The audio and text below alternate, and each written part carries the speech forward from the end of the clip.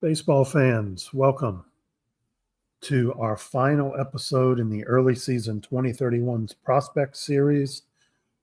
Today, we are going to talk about the top 25. Thank all of you for your nice comments in the Discord and your suggestions. And this has been a blast. I know some of you probably waited until this episode because you just wanted to see the cream of the crop, and that's okay.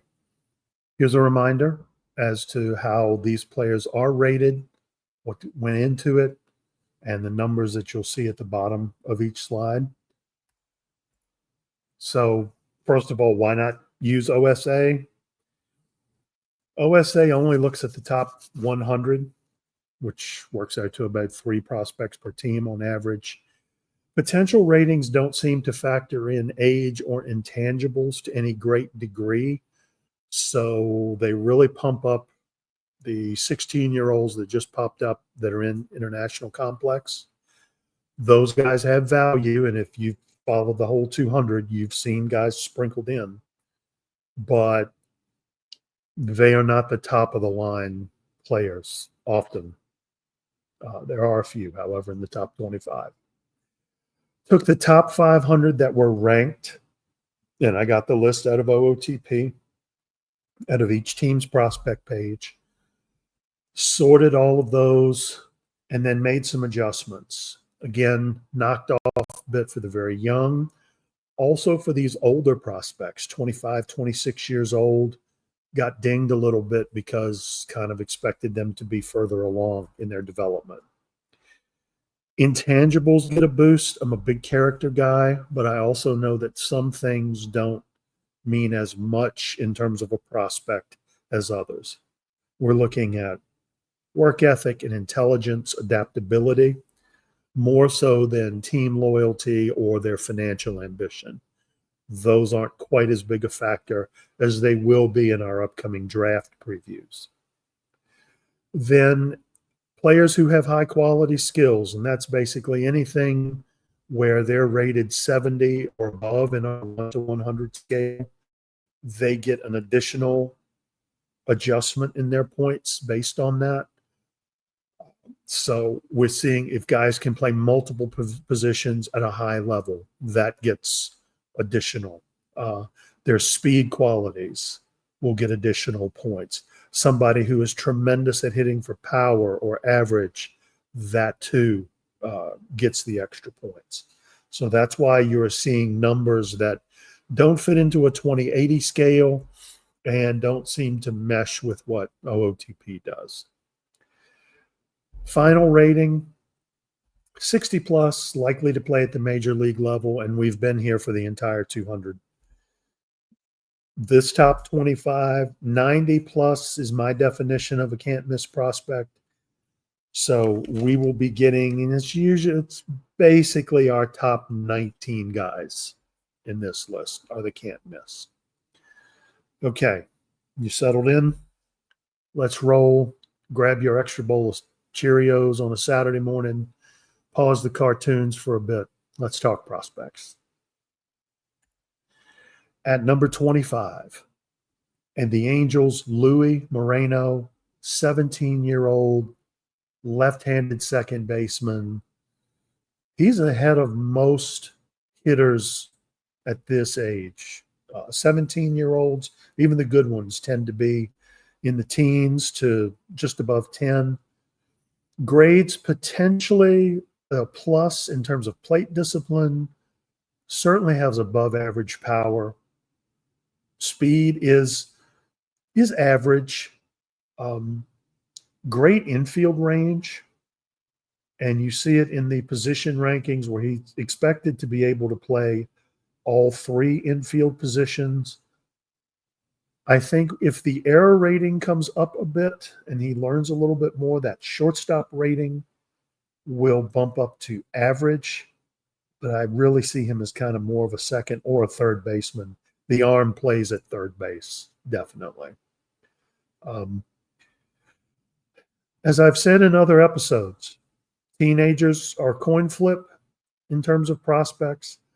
I like the fact that he has already been brought into the minor leagues. So it's not that he is nothing wrong with the international complex, but I think somebody who's this special should get the high level coaching as much as possible.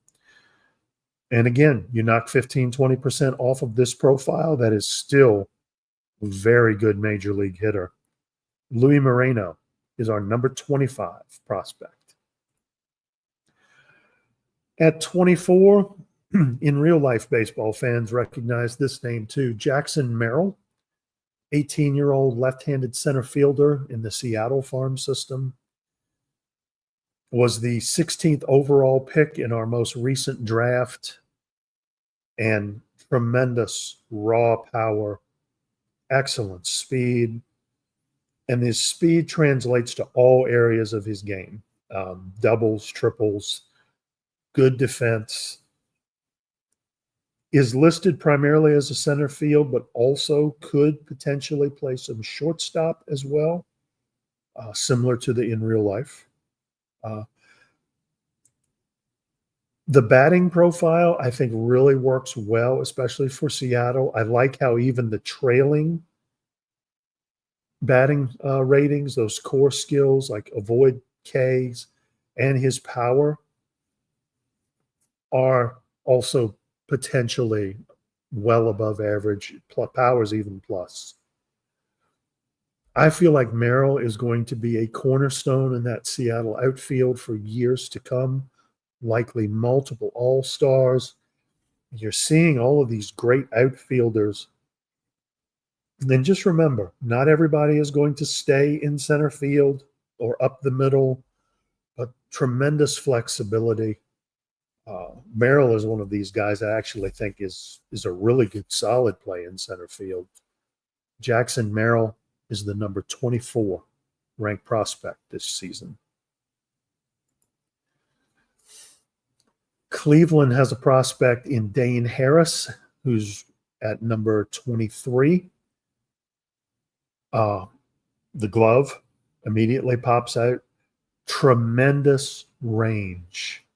And as you can see, there's some speed here, but it doesn't account for all of this range. Really good mechanics. He's learned how to play the outfield and is brilliant at it. Will be a top of the line. We're in Danny Smith territory with Dane, and reminds me a lot of the previous prospect that we talked about, Ray Franco. The arm can definitely play in right field. The ERA is well above average. Steals is more aggressive than he has the capability to. As far as the bat, grades out mostly at just below average. The gap power looks to be solid, seeing doubles and with the speed, some triples as well. I think with the glove plays, without a shadow of a doubt to me. He has strong leadership skills, which then bolsters his physical ability. His AAA this year, I feel like that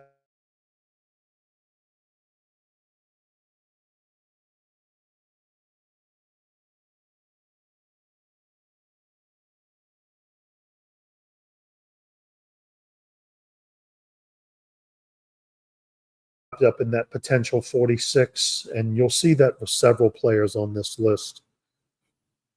That potential will shoot up or not. The overall, I think, is going to move quite a bit as he sees more time in the high minors. Dane Harris is our number 23 prospect.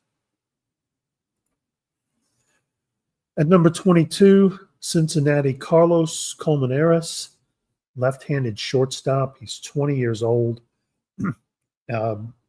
Elite pitch recognition, almost there right now. Drives the ball well, makes solid contact, does not get cheated. The rest of his profile has a ways to go. The power hasn't really matured yet. The eye needs work, and the avoid K does as well. but it is the explosiveness off the bat that draws your attention. That, and mixed with the fact that he is an elite level middle infielder at second base, plus at short. And it is not one characteristic that's driving that. He is all around superbly suited to play in the middle infield. He's a good learner. I know it says it's low intelligence, but I feel like he's trying a lot of things. Got a really nice mark in the Dev Lab this past offseason. Very successful in his stolen base training, so that gave him a boost closer towards where his aggressiveness line was. He was part of the Clisby-Humphrey trade with St. Louis last season, and I feel like he's going to be one of the best shortstops of the future. Carlos Colmenares is our 22 ranked prospect. Really like this guy. I can't wait to see what he does as he moves forward in his career. The Orioles have the number 21 prospect in Chris Blakowski, left-handed shortstop. He's 24 years old, in AAA, a plus defender. Very similar marks to what we just saw with Colmenares. Good stealing ability and base running. Everything is plus. Great character traits, especially the work ethic and intelligence. I feel like the bat's already kind of here as to what you're going to expect with it. Above average with contact, good drive rate. The gap power will be there. Even the home run power will be somewhat below average, but not minuscule. The eye, to be fair, could be better, but he's already making contact at an above average clip. He was traded by the Yankees for Duran Martin, CCP of Brendan's. He's an excellent clubhouse guy, and I feel like he's going to be a huge part of the Baltimore solution for years to come. Quite possibly could be a captain on this ball club. Looks to be an either short or second base. I feel like he will be an extremely good player for them. Chris Blakowski, the number 21 prospect in the eMLB. Got a CCP in Shane Larkin coming in at number 20. Just barely missed the cutoff for can't miss. That said, as a CCP, I don't think he's going to miss. 23-year-old right-handed shortstop. He is our own J.R. Rollins creation. Was taken 12th overall in 2029 by the Cardinals. And at the time, there was just like a lot of really a Larkin in St. Louis. Good plate discipline.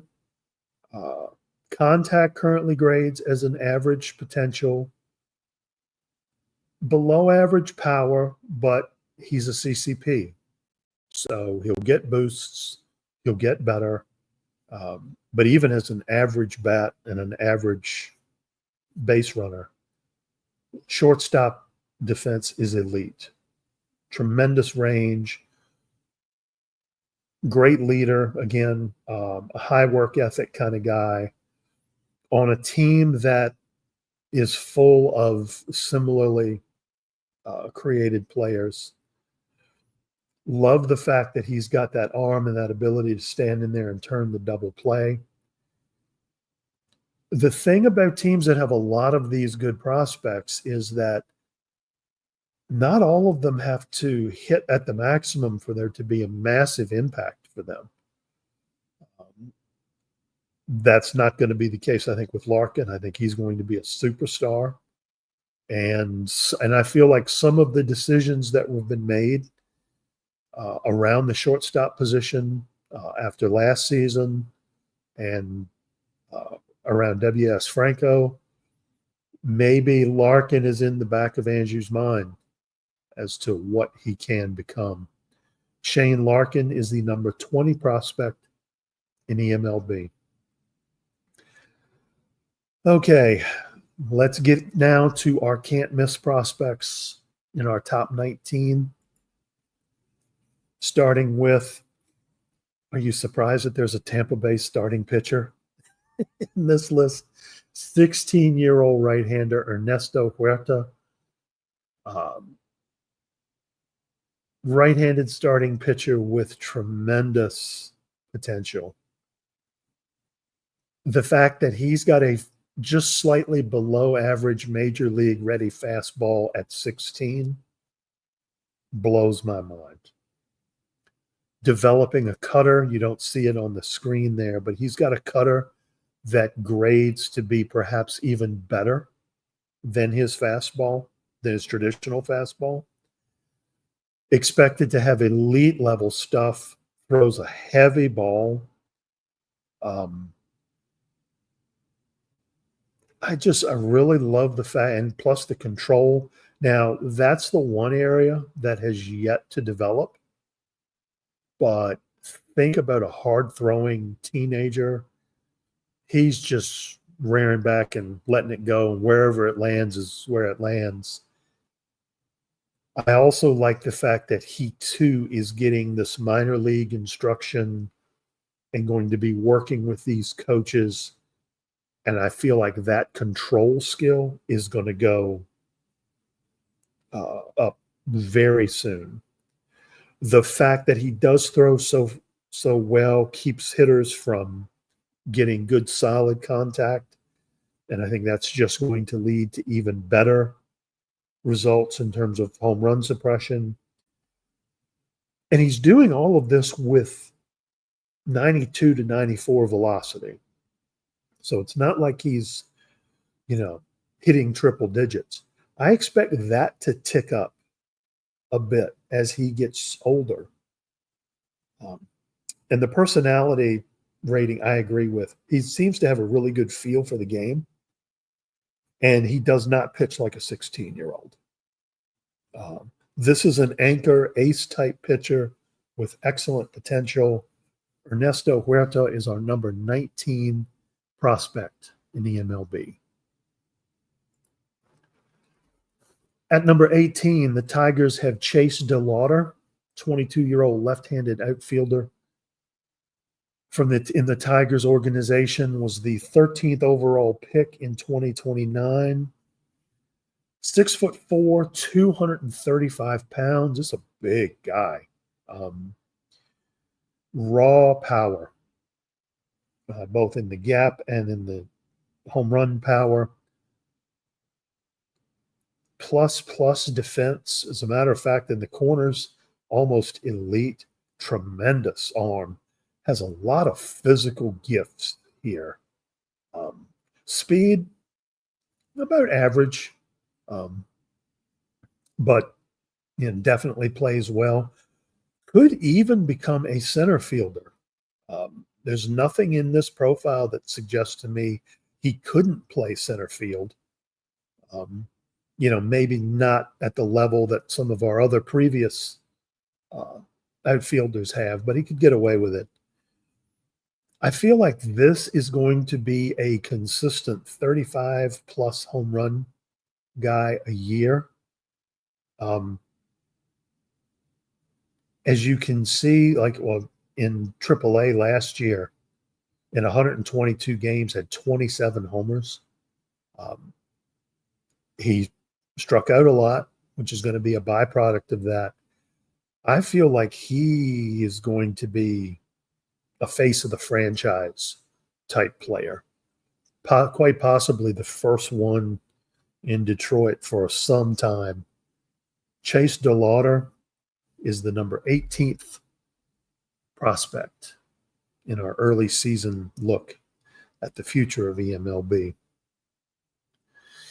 At number 17, we have another real-life player, Jackson Churio, 20-year-old right-hander, center fielder for the Brewers organization, 5-tool star, elite defensively, does not drop the ball, makes good decisions, has a tremendous arm, definitely can play center field, would be elite level in right field as well. The speed, very good. Plays the game aggressively, and you see it in the aggressiveness in stealing and with the range. I think, and surprising to say he's more aggressive than his skills, but his skills are almost elite at stolen bases. The batting profile looks like it is going to grade out as above average across the board, with the hard contact and pitch recognition being among the best of his features. The power will be right behind that. He's going to hit for average. He's going to hit for power, steal bases, catch baseballs. The I and avoid K aren't quite as developed, but they will grade average in time. I feel like the Brewers have probably an all-time great on their hands in this organization. Jackson Chourio, the number 17 prospect in eMLB. At number 16 for the LA Dodgers, 23-year-old left-hander Jimmy Bolden is another center fielder. Plus level at center field, elite at the corners. The arm will play in right, but I really like the fact that he's got this profile in center field. Really good kid in terms of character. Very nice stealing potential. The speed is above average to almost plus. Good base running techniques. Line drives. Seems to know what's coming. I feel like that the power is going to be above average as well.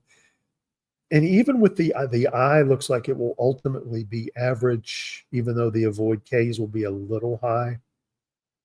I feel like he is going to be an all-around player as well. That would be just great. First round pick in 2029.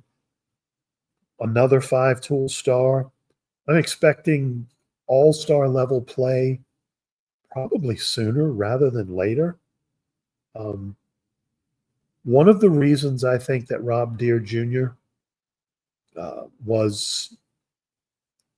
Could be traded for, and it wasn't the end of the world. I think the Dodgers have somebody here in the wings that will be very good in their outfield. Jimmy Bolden, the number 16 ranked prospect. At number 15, the Montreal Expos, with 19-year-old switch-hitting first baseman Russell Mathis.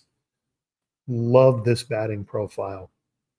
Line drive hitter, hits to all fields, has the ability to turn on a baseball and really punish it. Great eye, won't strike out a lot. He will hit for a high average and with a lot of extra bases. He is a plus first baseman in terms of defense. I also think, depending on whether or not the arm could play out a little more, he could perhaps play left field. I really feel like he's about to have a breakout season in terms of extra base hits and kind of making his mark, stepping up. He's at that right age. I feel like he's going to ultimately be a middle of the order type of hitter. He came over from Philadelphia as part of the Gavin Cross deal. He's got decent intangibles. They're pretty solid. The loyalty is a little low. That's fine. Yeah, it's a business. I like this player a lot. I'm excited to see what he becomes. Russell Mathis, 91 points at number 15. The Dodgers are back with another superstar outfielder in Amari Niang, 23-year-old right-hander, right field. Grades out to having above average power and eye, has plus level speed, makes exceptional base running decisions, goes from first to third really well, second to home. This is going to be one of these players. I think you see the batting profile is mostly average to above average with the power numbers. This profile strikes me as the kind of guy where you will watch him and you'll be like, oh, okay, well, yeah, he had kind of a pedestrian season, but then he'll have hit like 270 with 30 some homers, over 100 runs scored and driven in. And will, possibly be a Gold Glove candidate in right field. I just think he's going to be explosive. And again, another reason that the Deer trade is not the death knell for the Dodgers. Like he is going to be very soon in the major leagues. Plus arm and range.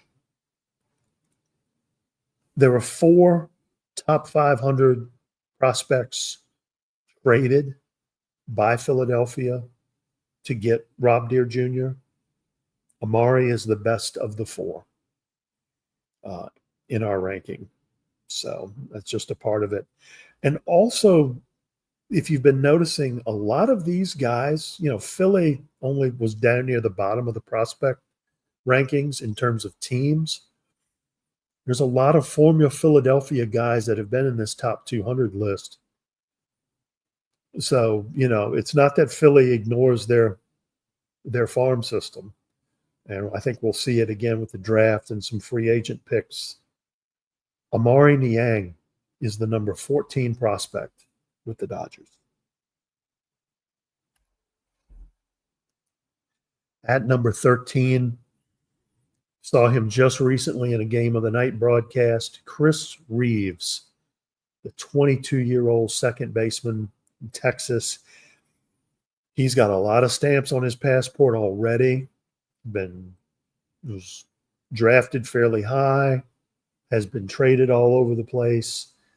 It has nothing to do with any lack on his part. I think everybody has seen him as that future piece. I think, and the future is now. He's a starting second baseman in Texas.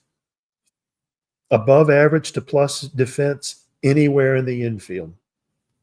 That is so rare, although we've seen a few cases of it.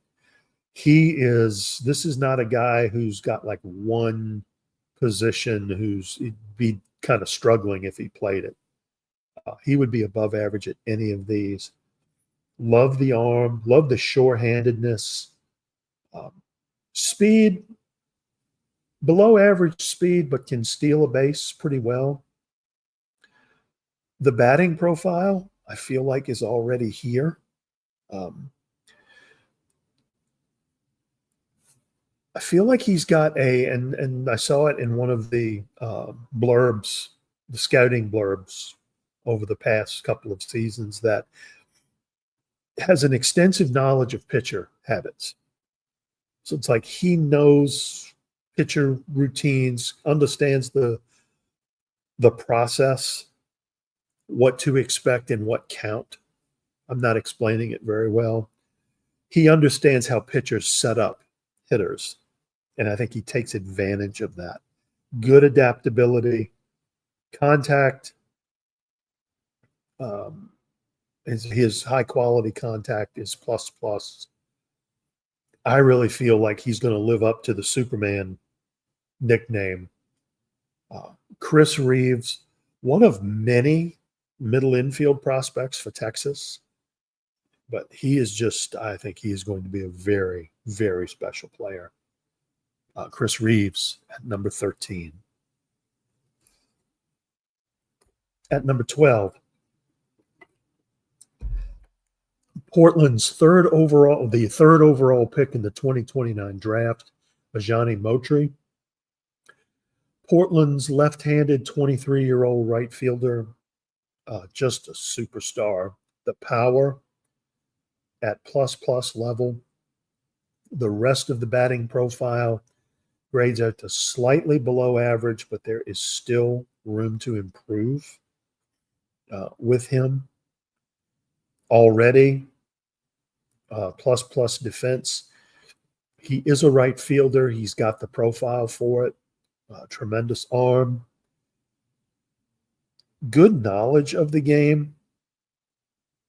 Right now, you could classify him as almost a 3 true outcomes, but I fully expect him to mature into much better contact. I think that's going to raise his batting average significantly. That said, he's probably one of the better 3 true outcomes profiles that we've seen in this prospect list. He's made tremendous off-season progress every year. He's had 3 Dev Lab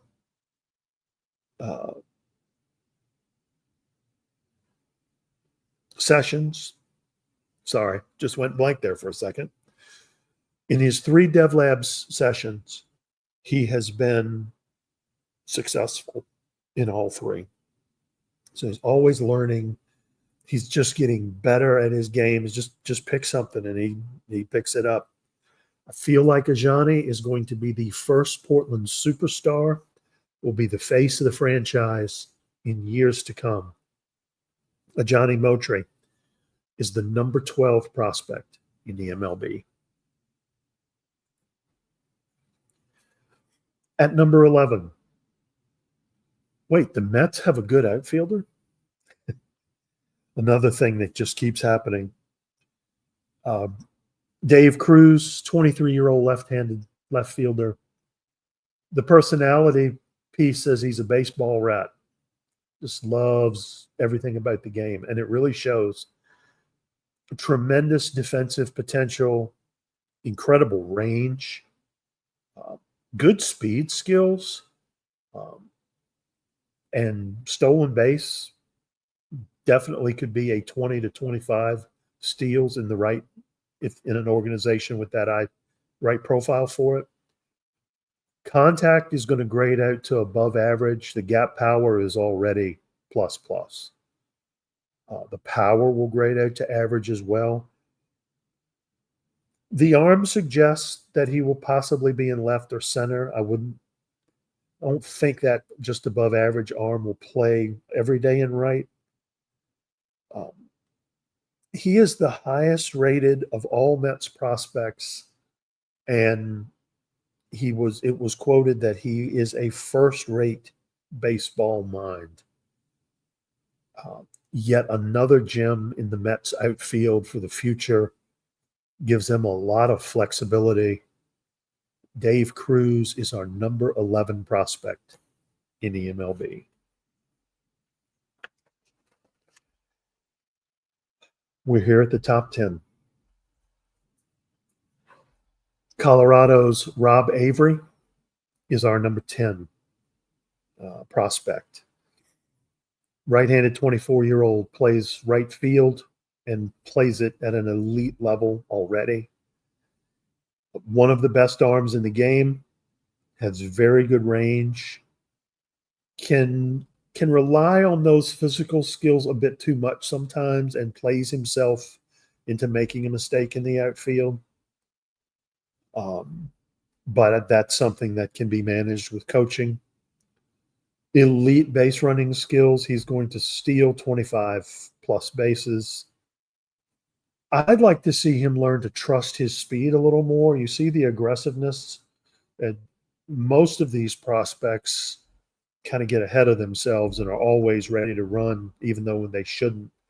Avery has slightly a different problem, but I think you will see good results. You see last year in A-plus ball, 25 out of 29 stolen bases. A great eye and just slightly below average avoid K means that he knows how to work a count, hits with authority when he gets a pitch to hit. His contact could be a little better, but I think, too, that is also going to grow. And he's got the benefit of playing in Coors. And Coors It just kind of almost feels like it adds 15% to every offensive player. And with his secondary skills and the elite ability in the outfield, I disagree with the person. They may be talking about the way he shows up after the game, but nothing stands out.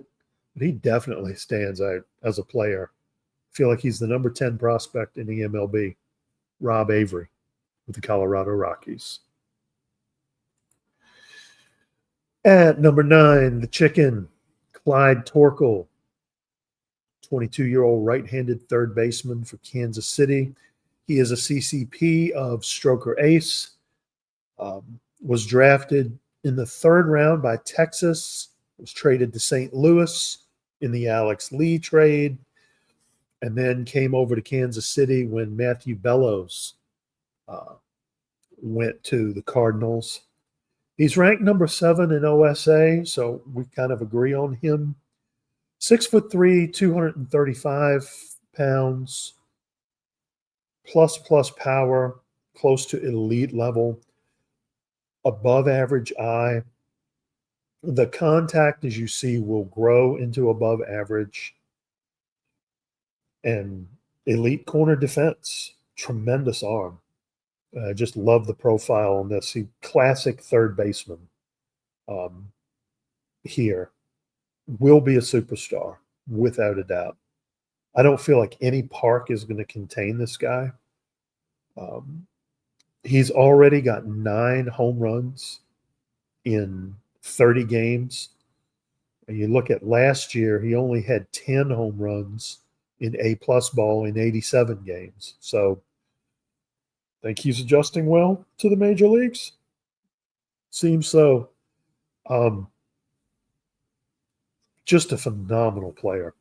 And whether his history is and whether his future is in Kansas City or elsewhere, we've all read the Discord comments back and forth as to where he might go. And for those of you not in the know, his creator is the GM of the Arizona Diamondbacks. Clyde Torkel is the number 9 prospect in eMLB. At number 8, Ben Lukasiak, 23-year-old right-handed starting pitcher for Chicago. Ooh, boy, 101 on the gun, and everybody's hitting it into the ground. Elite level rising fastball that just get hitters out. Just simple. The stuff looks kind of low in his profile. I think as these secondary pitches begin to move up, you're going to see his ability to miss bats just continually improve. The splitter looks like it's going to be an above average pitch, as will the sinker. The changeup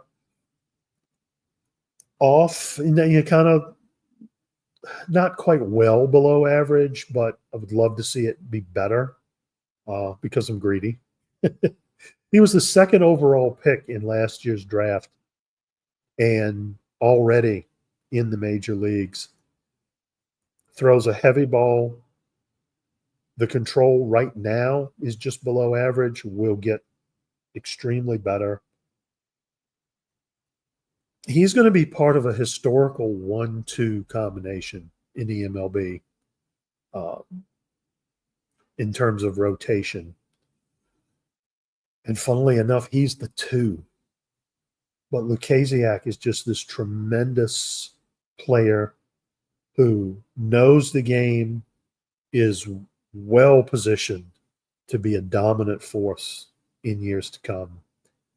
Ben Lukasiak, the number 8 prospect in eMLB. At number 7, Hendry Mendez, 21-year-old left-handed right fielder for Arizona. Elite power, and I know what some of you might say, because if you look at the most recent profile page before this went to press, that power number has kind of come down a little bit. I have some theories about that, but I also think he's going to be tremendous. plus corner outfielder. Right field is where he should be because he's got a tremendous arm, good range. Despite the fact that his speed is kind of pedestrian, he knows how to play the outfield. Good personality traits. I think he's a good clubhouse guy. The eye is improving. The K rate is improving. And the thing that is most important is that he's learning to hit lefties. Anybody who looked at his profile a couple of years ago, it was jacked all the way to the right. Had zero ability against left-handers at all. That is shifting. He's got better contact against lefties, and the power is improving. And I think that's why you see that little adjustment in the power. That's my opinion. I really hope for him that he succeeds. He was the 166th pick overall and has just flourished in Arizona with their minor league system. I love this player. He also had an outstanding gap power improvement in the dev lab this year. So you're going to see some of that become doubles and possibly triples. Hendry Mendez, the number 7 prospect in eMLB. At number 6, Cardinals future second baseman, 23-year-old Jorge Gavina. And the Demon is just that.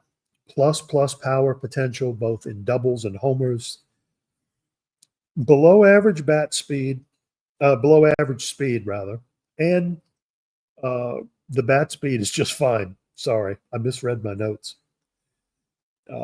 Can steal bases despite the fact that that speed is kind of low. Base running could use some work. Feel like it's more a matter of trying to be too aggressive and taking those extra bases. As you see, the personality is a spark plug. So he's a bit of a go-go type player. All his other batting tools are going to be average to below average, but the power just really pops and is going to be something. Huge potential for Gavina in such a stacked organization. You see his position chart, can play anywhere plays everywhere but right field, and you can't tell me he couldn't play that too. Sure-handed player.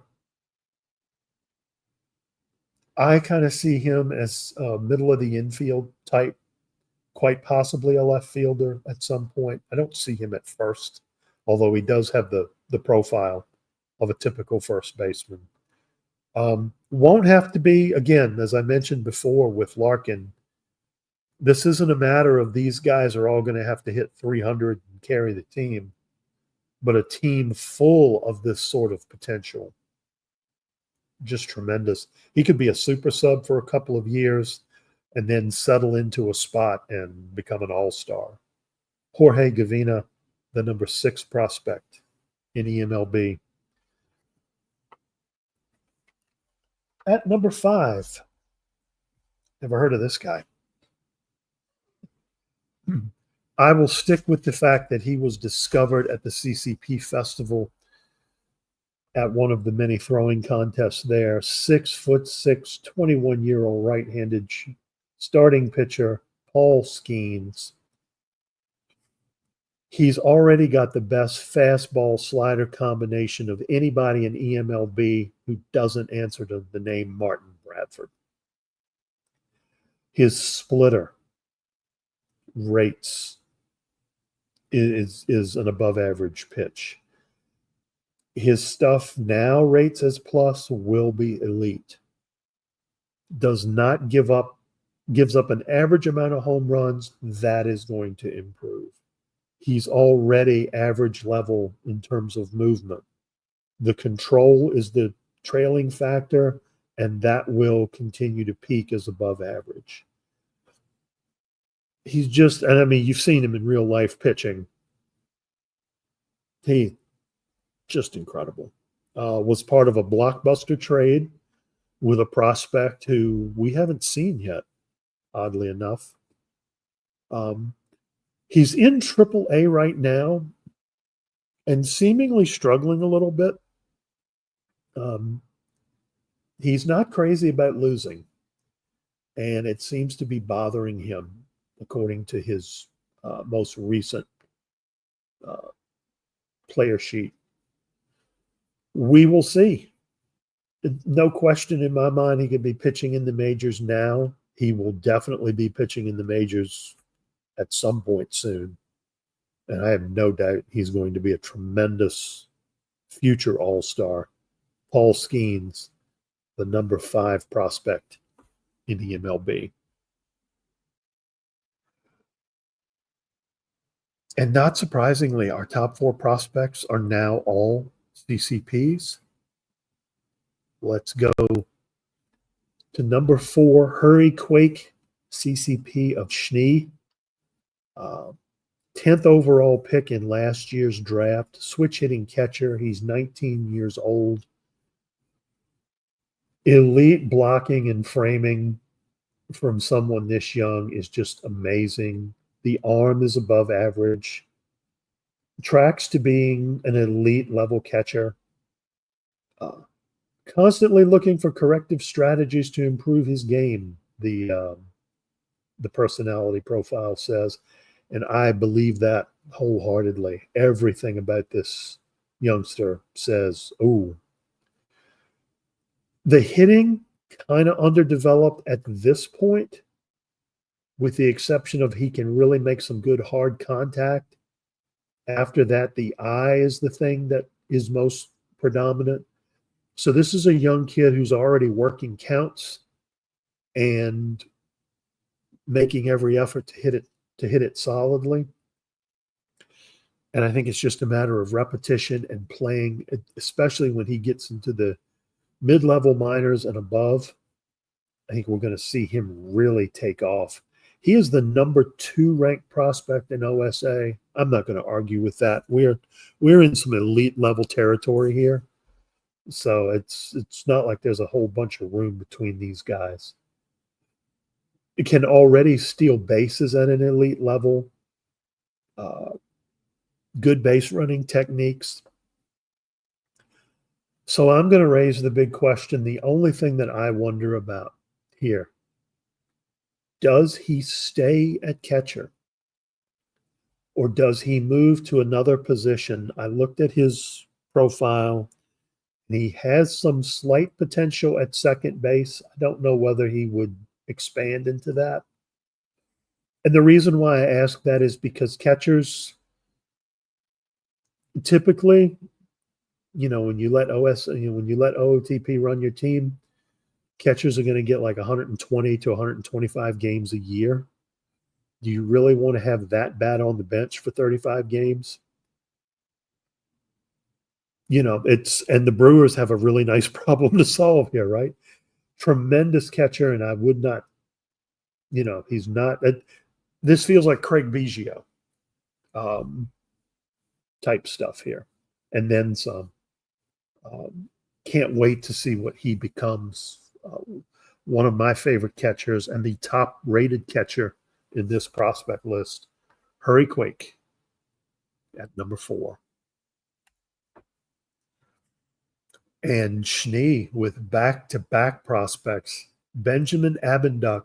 Remember when we were talking about Lukasiak, talking about the 1-2 punch? Here's your number 1. With the first overall pick in 2029, the White Sox struck gold with this pitcher. An elite knuckleballer at 19, plus stuff. Home runs are a myth with this guy. Just a tremendous talent to keep the ball down. Hitters cannot get good contact. Helps to have an elite level knuckleball, but all 5 of his pitches grade out to above average at least. One of the scouts at Backfields Media had this quote: "Can't throw it straight, but doesn't need to. Doesn't have a fastball, is getting by. on 92 to 94 velocity. This is the one pitcher where not having a fastball, those changeups are just fine uh, because he's got two of them, a circle change and then a straight change. Sky's the limit. Great personality traits. Not much of a leader, but quite frankly, on a team that is racked and stacked as the White Sox are, not everybody needs to be a leader. And I think he's going to be something. I love that frame too, 6'1", 260. I can so appreciate that. I'm like only 2 inches away from being this guy and 20 pounds. Benjamin Abinduct, the number 3 prospect in eMLB. Oh, and the other thing, I love the fact that he can pitch deep into games, and I'm excited to see what he becomes. The giddiness will continue as we are down to our final 2 prospects. At number 2, Johnny Ossington, Cincinnati switch hitting second baseman. The raw plus level power right now, soon to be elite. The elite level second base play. He could also play third. Just a tremendous, this guy's going to win Gold Gloves repeatedly. He's the current starting second baseman with the Reds. His contact, all these other skills are going to catch up to the power. I feel like the I and the avoid K are always going to be below average, so he's going to swing and miss a bit. I think the contact is going to pull up simply because of his ability to hit line drives. He's currently a ground ball hitter. I fully expect that to change. He's a CCP. He's Harris Bueller's CCP. I think it means he's just going to get better. Slightly below average speed. Okay. And I think that he is going to be a heart of the order hitter that is going to be phenomenal. You could see him potentially 40 to 45 home runs. I mean, in a great American ballpark, quite possibly 50. This is a special player. And I have enjoyed over the past couple of seasons in the CCP Festival, watching him go from being kind of like a guy who was going to get his 5 games minimum, and that was it, to being a superstar and almost winning the home run derby this past festival. That's the kind of power he has. Really a joy to watch and an exciting player. To me, the number 2 prospect in all of the eMLB, Johnny Ossington. Cue the drum roll. Wish I was better at audio effects. The number 1 prospect in eMLB, the number 1 is John Cowgill. No surprise here. 21-year-old right-hander, flying WVs prospect, CCP from Morgantown, West Virginia. I agree with OSA, and how could you not? All right, I'm going to start talking about him as a pitcher. Above average fastball now. That will be ultimately an above average fastball. Setting up a phenomenal circle change, a cutter knuckle curve mix. The knuckle curve is currently his best pitch. Already has elite control and home run suppression. He knows where the ball is going. Don't worry about that stuff rating. That is going to go up as these pitches go up. Another pitcher that gives up very little high quality contact. Home runs are going to be rare, if not non-existent, with him. And, oh, by the way, he hits. Above average, solid contact and power. The contact is improving and will be above average. plus speed. He's gifted on the base paths. Oh, yeah. And he's a hardworking leader type. Shows up more in his pitching than it does in his hitting. But that said, he's all the same guy. He's already had a complete game shutout in eMLB. This is a phenomenal player. Never mind all-star games. How many MVPs is this guy gonna rate? And a shout out to all the folks who vote using Stats Plus. Please remember for Cody Koshin and John Cowgill, and for any two-way player, if you're going by WAR, you got to hit them both together, hitting and pitching. I just can't imagine what this guy is going to become. How many records is he going to break, and in what categories? Will be interesting to see when he gets to the point where he's at his second contract, when he's in his contract years, what that number is going to look like. Will it be the most expensive? Will he be the most expensive player in eMLB? Or will he be a steal? He was part of the Skeens trade. Skeens went to Boston for Cowgill. We've dissected that trade to death. Not going to do it here. John Cowgill's the number one prospect in eMLB. I hope you have enjoyed this trip through all 200 of our top 200 prospects. Going to do this again towards the end of the season. It will probably be similar format. I'm trying to debate because I know the playoffs will be going at around that time, and I want to give that its due. We'll figure all that stuff out. We're going to have a similar countdown for the draft coming up, but we're going to let the games kind of take precedent for now. We're going to get back into the doing the math and crunching those spreadsheets. And until our next episode, at some point in the future, I'm Tim Lowry with Backfields Media. Thank you again, and we will see you on the diamond.